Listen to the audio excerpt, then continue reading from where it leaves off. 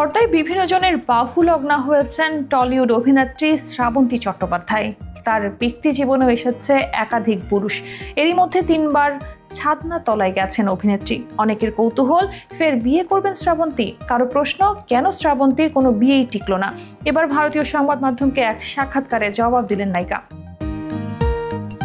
শ্রাবন্তী বলেন, আমি এখনো বিয়েতে বিশ্বাস করি, কারণ আমি আমার বাবা মাকেও দেখেছি। আমি মনে করি যারা বিয়ে করেছেন তারা ভালো থাকুন, তাদের যেন একে অপরের প্রতি সৎসত্যতা বজায় থাকে। কেন বিয়ে করবে না? এটা তো আমরা বহু বছর ধরে দেখে আসছি।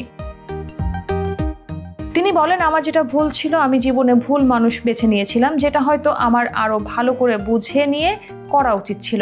আসলে আমি তো খুব ইমোশনাল একজন মানুষ। সেখানে আমার মনে হয় আবেগে না ভেসে আরো বাস্তব বুদ্ধি দিয়ে জীবনটাকে দেখা উচিত ছিল। আমি বলবো, নিজের ভালো থাকাটা খুব গুরুত্বপূর্ণ, পাশাপাশি নিজের সম্মানটা যেখানে বজায় থাকবে সেখানে এগিয়ে যাওয়া উচিত। তিনি বলেন, একটাই জীবন, তাই লোকে কি বলছে না বলছে সেটা দেখে এগিয়ে যাওয়া উচিত নয়। নিজের মন যেটা বলছে, যেটা করলে আপনার ধারণা আপনার ভালো হবে, সেটাই করা উচিত। কারণ কেউ পুরোপুরি কারোর জায়গাটা অনুভব করতে পারে না, তাই নিজেকেই নিজের ভালোবাসা উচিত সবার আগে।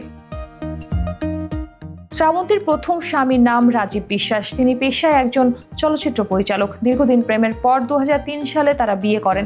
2016 সালে তাদের বিচ্ছেদ হয়। এই ঘরে ঝিনুক নামে একটি ছেলে সন্তান আছে শ্রাবন্তীর। সে এখন মায়ের সঙ্গেই থাকে। ওই বছরই মডেল কৃষাণ বিরাজের সঙ্গে 7 পাকে বাঁধা পড়েন শ্রাবন্তী। 1 বছরও টেকেনি ওই সংসার। এরপর 2 বছর বিরতি নিয়ে 2019 সালে রোশান সিংকে বিয়ে করেন তিনি। বিয়ের 1 বছর না যেতেই আলাদা থাকতে শুরু করেন তারা।